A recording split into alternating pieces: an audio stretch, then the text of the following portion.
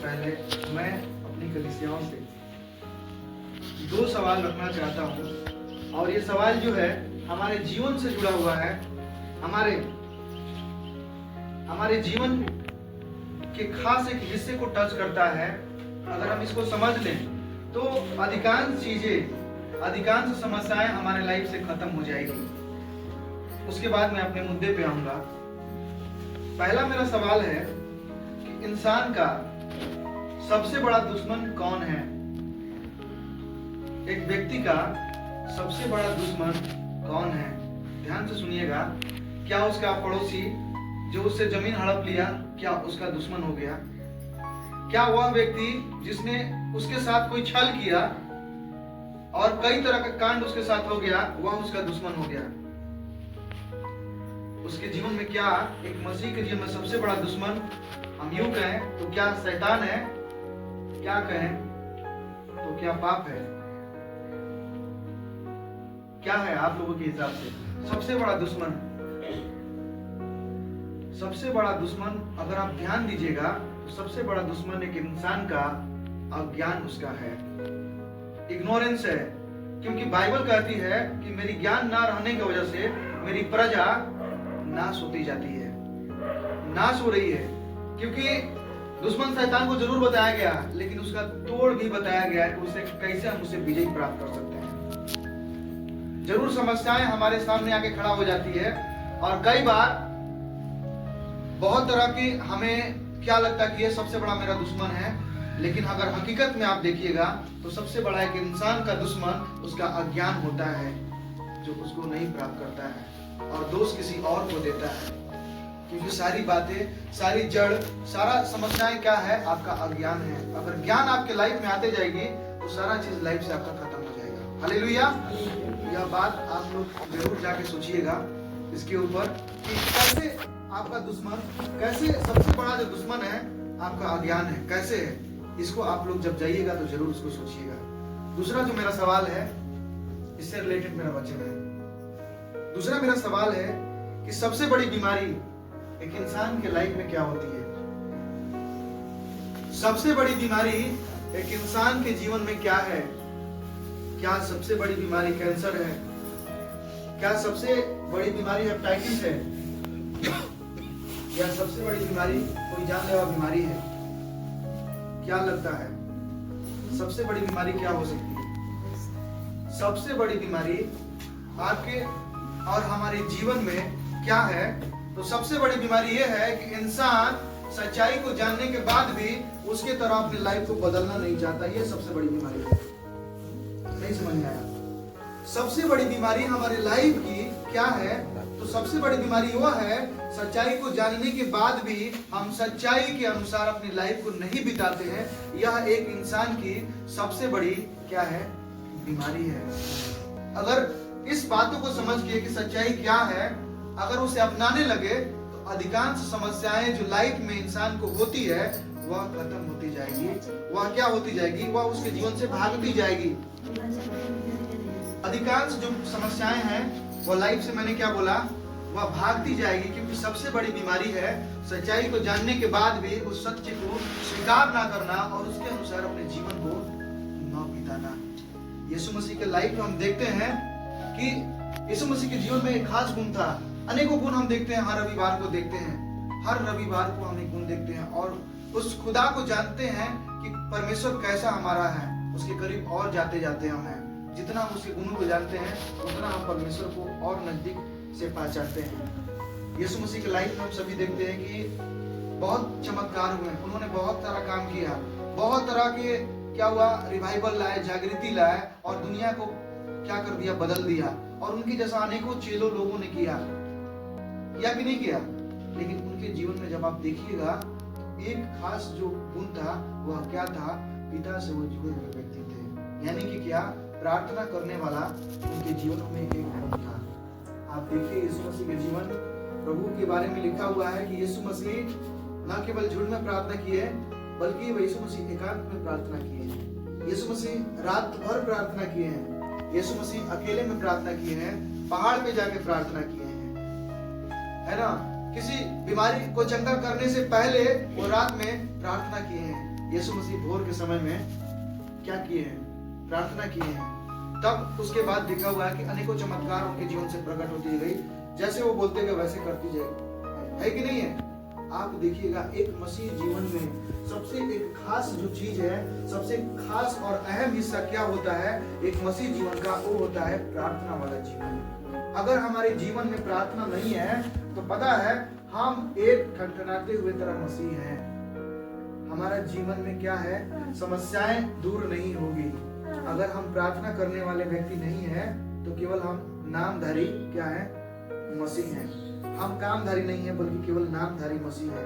आप देखिए उन तमाम दासों को, उन तमाम लोगों को जिन्होंने जीवनों में क्या कर दिया, बड़ा बदलाव को देखा, बड़ा परिवर्तन लाया अपने लाइफ में, बहुत कुछ बदल के रख दिया। उनके जीवन से हम एक चीज सीखते हैं, उनके जीवन में क्या चीज था? उनका जीवन प्रार्थना से भरा हुआ जीवन था। हालेलुया। अगर आप चाहते हैं अपने लाइफ में परिवर्तन हो, हमारा जीवन बदले, तो आपको सबसे पहले प्रार्थना में समय देने की जरूरत है। प्रार्थना में वक्त गुजारने की जरूरत है। कई सारे लोग आज केवल रविवार के मसीह कहलाते हैं। रविवार आ गए जी, चलना है। किसको? पास्टर जी नाराज हो जाएंगे भाई, प्रार्थना में नहीं जाएंगे। प्रभु नाराज होंगे उससे मतलब नहीं है। आज हमें एक इंसान को खुश करना, कई सारे लोग ये बात समझते हैं एक इंसान खुश हो गया तो सब कुछ ठीक है। नहीं, आपको परमेश्वर को खुश करने वाला एक व्यक्ति बनना होगा। परमेश्वर से क्या करना होगा? मांगने वाला व्यक्ति बनना होगा। और हमें वो चीजें, तमाम चीजें किसमें दिखाई देती है? प्रार्थना में दिखाई देती है। आप हो सकता है कई तरह की समस्याओं से बहुत दिनों से जूझ रहे हो, आपके जीवनों में चंगाई की जरूरत है। हो सकता है कि गरीबी से आप गुजर रहे हो, आपको क्या चीज की? समृद्धि की जरूरत है। आपका स्वास्थ्य खराब हो चुका है, आपको क्या जरूरत है? सही स्वास्थ्य की जरूरत है। लेकिन इन तमाम चीजों को पाने के लिए पता है इसका कड़ी और लिंक कहाँ जुड़ा हुआ है? यह प्रार्थना में जुड़ा हुआ है। हालेलुया। अगर आप प्रार्थना करेंगे तो यह क्या है? यह दरवाजे को खोलेगी आपकी समृद्धि को। आपके चंगाई की दरवाजा का जो चाबी है वह क्या है? प्रार्थना है। प्रार्थना में बैठने का ये मतलब नहीं कि हम अपनी इच्छाओं को पूरा करना, बल्कि हमें क्या करना है? परमेश्वर की इच्छा को समझने वाला चीज जो प्रार्थना कहलाता है। हमें ये बात को समझने की जरूरत है। हम क्यों ये बता रहे हैं? क्योंकि आपको ये समझना होगा कि सारी चीजें जो हम मसीह में आशा रख रहे हैं, प्रभु ने जो वायदे किए हैं बाइबल में, सारी चीजें जो बता रखी गई है ऑलरेडी पहले से ही, यह चीजें अगर हमें और आपको जब प्राप्त करना है तो आपको एक योद्धा की तरह प्रार्थना करने वाला व्यक्ति बनना है। हम कई बार सुने हैं प्रार्थना करना है, प्रार्थना करना है। सुने कि नहीं सुने? हमें से कोई 10 साल से प्रभु को जानते हैं, कोई 8 साल से, कोई 9 साल से, है कि नहीं? कोई 2 साल से, कोई 1 साल से हम जानते हैं। कई बार हम प्रार्थना करने वाला ये चीज सुने हैं। लेकिन आप जानिए, मैंने शुरू में ही बोला कि सबसे बड़ी जो बीमारियां हैं वह क्या आपके लाइफ में है? कि सच्चाई को जानने के बाद भी उस सच्चाई के अनुसार अपनी लाइफ को ना बदलना, ये सबसे बड़ी बीमारी है। अगर आप इन चीजों को चाहते हैं तो सबसे पहले आपका जो सेंटर होना चाहिए मसीह जीवन का, जो आधार होना चाहिए, वह किस पे टिका होना चाहिए? वो प्रार्थना वाला जीवन होना चाहिए। हो सकता है कि कई सारे लोगों को इस बाइबल का समझ बहुत ज्यादा ना हो, कई सारे लोगों को जानकारियां बहुत तरह के बाइबल के वचन के ना हो, लेकिन आपको ध्यान देने की जरूरत है। अगर आप प्रार्थना करने वाले व्यक्ति हैं, अगर आप प्रभु को समय देने वाले व्यक्ति है प्रार्थना में, तो सारी चीजें आपके लाइफ में धीरे धीरे पूरी होती हुई नजर आती है। हालेलुया। आपको ये बात को समझना है। शुरू में आप देखिए बाइबल में कितने लोग हीरो हुए हैं। हीरो मतलब मसीह के कामों को करके एक बड़ा रिवाइवल लाने वाले व्यक्ति हुए, जागृति लाने वाले व्यक्ति। देखिए जितने लोगों ने प्रार्थना को किया, आज देखिए दाऊद के बारे में हम सभी जानते हैं। दाऊद एक ऐसा व्यक्ति थे जो जिसने बोला कि यह मेरे मन के लायक व्यक्ति है।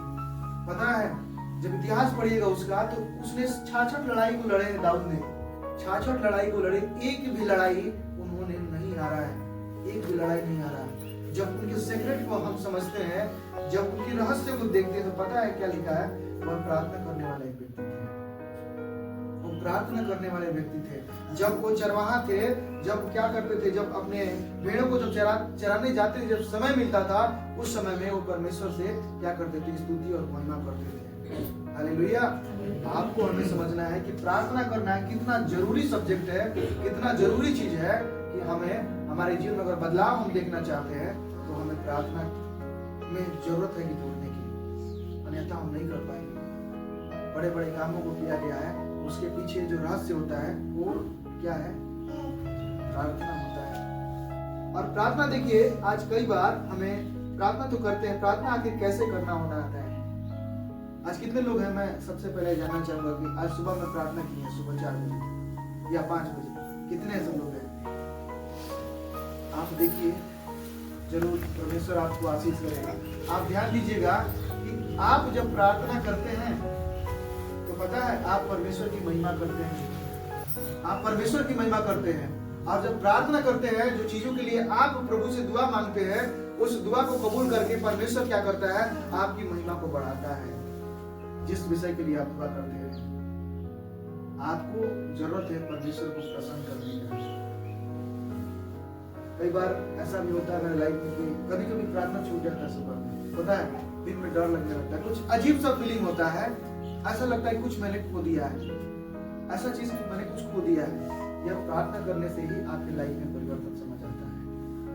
आप निकालिएगा एक वचन, हम चाहते पढ़िए फिर आगे जाएंगे। पहला पत्र 5 का 8 वचन।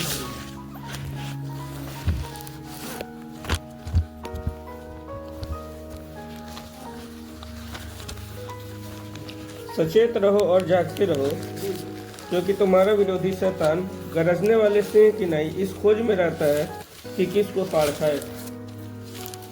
यहाँ लिखा हुआ है सचेत रहो, मतलब कि क्या? सावधान रहो। प्रभु के वचन में लिखा है कि सचेत रहो, सावधान रहो और क्या करो? जागते रहो। किन बातों में जागते रहो? प्रार्थना में जागते रहो। प्रार्थना में जागते रहो इसलिए क्योंकि आज जो मेरा विरोधी है, जो विरोधी कौन है? शैतान के बारे में विरोधी बताता है। वह हमेशा इस तात में रहता है कौन? कमजोर पाए जाने वाला व्यक्ति है। कौन प्रार्थना में कमजोर है? कौन जो है प्रभु के सम्मुख बैठने वाला व्यक्ति नहीं है, उसको क्या करता है?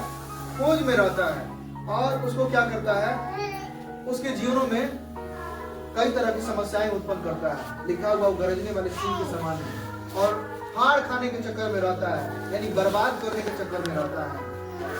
कई सारे आज लोग पता है, आज बुझे हुए लोग हैं, कई सारे लोग आज हारे हुए लोग हैं, मसीह होने के बावजूद भी तकलीफों से गुजरते हैं। इसका कारण क्या है? इसका कारण है कि वह सचेत और सावधान नहीं है। यानी कि क्या? वह प्रार्थना में सावधान नहीं है, वह प्रार्थना करने से चूक जाते हैं। प्रार्थना करने से चूकना मतलब कि शैतान को अवसर देना, आ बैल मुझे मार। हमें सावधान होने की जरूरत है और क्या करने की जरूरत है? प्रार्थना में वक्त बिताने की जरूरत है। और प्रार्थना ही है जिसके चलते आप तमाम युद्ध को जीत सकते हैं, तमाम परिस्थिति के ऊपर काबू पा सकते हैं, तमाम शैतान के द्वारा दिखाया गया बड़ा पहाड़ और बड़ा तरह का एक बंधन को आप ब्रेक कर सकते हैं। यह सारी तमाम चीजें जुड़ी जो है वह आपके प्रार्थना से जुड़ी हुई है और यह प्रार्थना आपके जीवन में बड़ा परिवर्तन लाने का कार्य करता है। हर चीज बाइबल में लिख दिया गया है कि तुम बड़ा बनोगे, तुम दीर्घायु होगे, है कि नहीं? आज परमेश्वर के वचन में लिखा है कि तुम दीर्घायु हो। आज आपको जीवन में समस्याएं हैं, बीमारियां हैं। प्रभु ने बोल दिया कि प्रभु के कोड़े खाने से मैं चंगा हुआ हूँ। ऐसा लिखा है बाइबल में कि कोड़े खाने से मतलब हम सभी चंगे हुए हैं, लेकिन आप बीमारी में अभी गुजरे हैं। और प्रभु ये भी बोले हैं अपने वायदे में कि मैं तुझे क्या करूंगा? दीर्घायु करूंगा। तो एक मसीह विश्वासी को क्या करने की जरूरत है? प्रार्थना के करने के साथ साथ इस स्क्रिप्चर के बारे में, यानी परमेश्वर का जो कलाम, जो लिखित वचन है, यह कहाँ लिखा हुआ है, इस बातों को भी क्लेम करने की प्रार्थना में जरूरत है। समझ रहे बात? कई सारे लोग हैं जिनके जीवन में समस्याएं इसलिए समस्याएं बन के बैठी है क्योंकि उनका प्रार्थना जीवन नहीं है। और कई सारे लोगों के जीवनों में क्या है? वह चीजें पूरी तो परमेश्वर करना चाहते हैं, लेकिन वो बाइबल के वचन से नहीं पता कहाँ लिखा हुआ है। आज आप हो सकता है कि बीमारी की अवस्था में है, कई सारे लोग बोलते हैं ना कि लिखा हुआ इतना इतना क्या लिखा हुआ तेरे बारे में चलेगा, लेकिन बाइबल इसका सपोर्ट नहीं करती है। परमेश्वर ने बोला मैं तेरी दीर्घायु कर दूंगा। आप जब करते हैं कि हे परमेश्वर आज ये बीमारी है, ऐसा लग रहा है कि मैं मर जाऊंगा, डॉक्टर बोल दिया कि इतना दिन तुम जीवित रहोगे और ये चीजें सही प्रूफ हो गई है, अब मैं नहीं बचने वाला हूँ, लेकिन आपके कलाम में लिखा हुआ है प्रभु कि तेरे कोड़े खाने से मैं चंगा हुआ हूँ। आपके कलाम में लिखा हुआ है प्रभु कि आप मुझे दीर्घायु करेंगे, तो आप क्या होगा उस बातों के ऊपर होंगे। तो हमें प्रार्थना को दुआ करने के साथ साथ वचन की जानकारी होनी चाहिए कि ये बातें प्रभु ने जो बोला है इसके अनुसार हम दुआ करें। हालेलुया। आज से हमें ध्यान देने की जरूरत है। ये 2025 वैसे ही पिछले सालों की तरह चला जाएगा अगर हम इसके ऊपर ध्यान नहीं दें तब। आज आपका जीवन जो होना चाहिए उसका आधार प्रार्थना होना चाहिए। आप अपने जीवन में जागृति लाना चाहते हैं, अपने लोगों को बदलाव देखना चाहते हैं, अपने जीवन में बड़ा परिवर्तन अगर देखना चाहते हैं, तो उसका सब दरवाजों का एक ही चाबी है, और वो चाबी है क्या? प्रार्थना के द्वारा हम जो धरती पे बांधेंगे वो स्वर्ग में बांधेगा। बाइबल में लिखा हुआ है कि जो तुम धरती पे बांधोगे वह स्वर्ग में बांधा जाएगा। यानी कि जो चीज हम दुआ करते हैं वह चीजें वहां पे एक्सेप्ट की जाती है और उसके अनुसार कार्य होता है। हालेलुया। सब लोग आज से या जरूर कमिटमेंट करें कि मैं अगर सुबह में प्रेयर नहीं कर रहा हूँ तो जरूर मैं प्रेयर करूंगा। मैं अपना समय जो पहले 1 घंटा मैं देता था प्रभु में, वह आज से मैं 1.5 घंटा देने के लिए तैयार हूँ। अब तक आपको वह मिलता आया है जो आप तक अभी ने किया है। अगर आपको और ज्यादा चाहिए तो आपको वह करना पड़ेगा जो अभी तक आपने नहीं किया है कि नहीं? अगर हमें कुछ ज्यादा चाहिए, कुछ बड़ा चाहिए, तो हमें वह काम करना पड़ेगा जो अब तक मैंने नहीं किया है, यानी कि दुआ में समय उतना नहीं दिया है। तो यह चीजें हम जब करते जाएंगे तो क्या बोलते हैं, वो बदलाव और परिवर्तन आप अपनी आंखों से देखते चले जाएंगे। हालेलुया। दुष्ट आत्माएं थरथराती थी जब क्या बोलते थे, यीशु मसीह जब चलते थे, उसके चेले जब चलते थे, तो क्या होता था? दूर से ही देख के बोलता था कि हे परम प्रधान के पुत्र, तो क्यों मुझे यहाँ ढूंढ करने के लिए आया? पतरस के परछाई से लोग चंगे हो जाते थे। क्या उनके भीतर खास था? दुआएं करने वाले व्यक्ति थे। हमारे और आपकी तरह वो भी मनुष्य थे, वो भी इस धरती पे पैदा हुए और चले गए, लेकिन वह क्या किए? इस सच्चाई को स्वीकार करिए और इसके आधार पे वह लोग अपना जीवन बिता के आगे बढ़े और देखिए परिवर्तन कितना बड़ा। हर वचन आपके जीवन में पूरा होगा, लेकिन उसका चाबी अगर आप जानते होंगे तब होगा, और वो चाबी है प्रार्थना। हालेलुया। तो बस समय को मद्देनजर रखते हुए मैं अपनी बात को यही विराम देता हूँ और आप सबसे यही लास्ट में कहता हूँ कि आप लोग दुआ करने वाले एक मसीह व्यक्ति बने, एक मसीह व्यक्ति बने, तब जाकर के प्रभु आपसे प्रसन्न। प्रभु आप सबको आशीष दें। धन्यवाद।